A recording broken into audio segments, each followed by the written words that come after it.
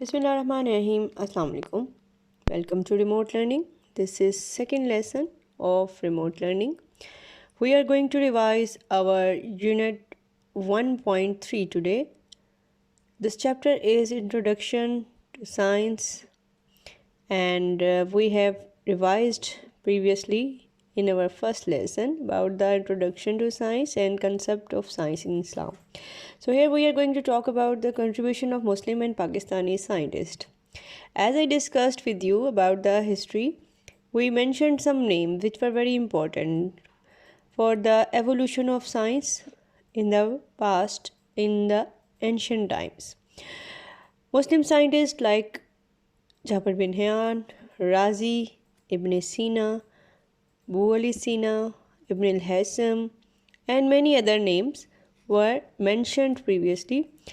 Now, today's lecture will provide you a little bit introduction to their details of the work, whatever they have done in their time during their era.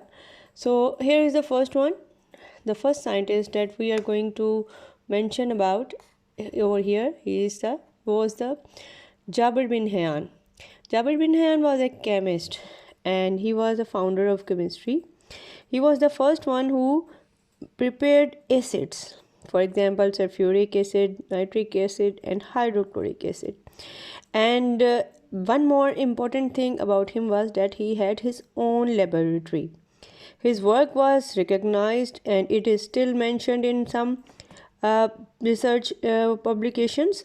So, people who are learning and who are getting the knowledge of chemistry, especially in some special fields, they can't forget the workings and the important discoveries that he made during his time, because they use that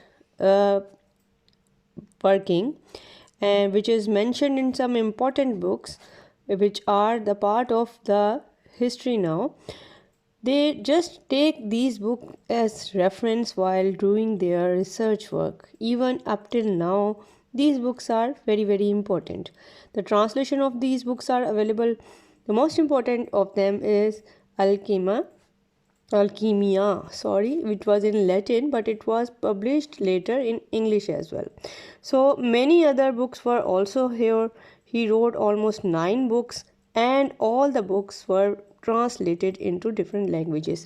So you can well imagine how rich the content was, that it was demanded throughout the world by all the people who were researching in different fields of chemistry and who were interested in the learning of chemistry. Now, the second name, which is very important in this sense, that is Muhammad bin Zakaria al-Razi. He was born in Tehran. He was basically not only a chemist, but he was physician as well. He treated chickenpox and smallpox. He wrote many books. Some of the theories and ideas of him are still practiced, and they are still considered as the basics of many other things, many other discoveries. So he was the first one to classify the chemicals. He classified the chemicals into different groups, at least 4 groups. For example, minerals, botanicals, animals, and derived. So let's see some more about him. He also classified the compound, and this classification is still considered to be very important, and it is still used. So next is Ibn al-Haytham. Ibn al-Haytham was a scientist who made certain discoveries. He gave the law of motion. He discovered the pinhole camera. So in this sense, his work is of much importance as far as the history of physics and mathematics is concerned. His books are still used for references, and they are found in the European libraries. They are translated and they are recognized all over the world. So his work was basically in the field of math and physics both. Al-Biruni is the next scientist that we will discuss over here. Al-Biruni was the person who started his education from Abu Nasr Mansour, who was a great philosopher of the time. He discovered the light travel faster than the sound, so it was very important discovery. He discovered the radius of earth. He also discovered that there is only he was the only person who did a lot in the field of astronomy, astrology and geography, and as well as in mathematics. He wrote many books, and some of the books are still used as a reference in the field of mathematics especially. And if we talk about the some books which are used up till now, Tehreelul Amakin is one of them. Now we will talk about next uh, about Buwali Sina. Buwali Sina is an important name in the history of medicines. He was chemist, physicist, and as well as he was considered to be the most important person as well as the scientific knowledge was concerned. His knowledge about fiqh, literature, biology, and sciences made him famous. So he was not only specialist in only a single subject, but he was a multi-talented person who wrote many books, and he is regarded for his all work done in his different fields. So Buwali Sina, he was the founder of many other things like the subjects of music and biology. He wrote many books, and one of them is Kanun fil Kitab, and this book was a huge book with 14 volumes. Now these books were also translated into the other languages. If we talk about the recent scientists, especially those who are the Pakistani, Dr. Abdul Salam was the one who worked in the field of physics, and he got the Nobel Prize. He was working in Italy, and his work was recognized, and he established his lab within the Pakistan. So he did a lot in the field of atomic energy, and he was the advisor to the president of Pakistan.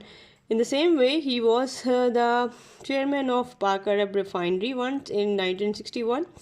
He was a person who was recognized in the field of physics throughout the world, and his theories laid the foundation of many other discoveries, and many other facts were found after his publication of his work.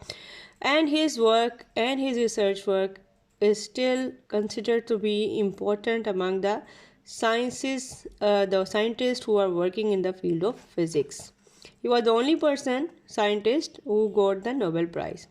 Dr. Abdul Qadir Khan, he was a person who was working in the field of atomic energy, and he successfully tested the nuclear devices along with his team in Chagi, Balochistan.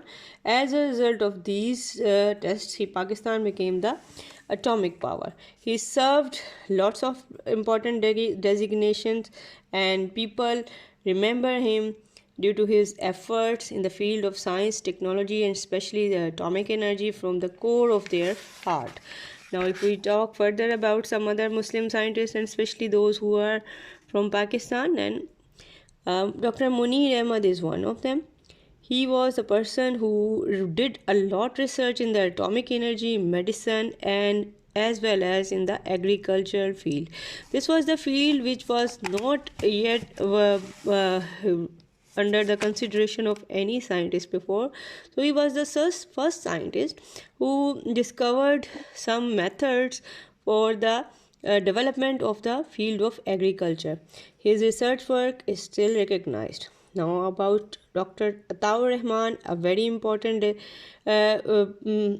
person. If the history of science and technology is mentioned within the within any platform, then the name of Dr. Ataur Rahman will be mentioned over there, because his work, his endless efforts are just before us. He was working in the important fields of medicine.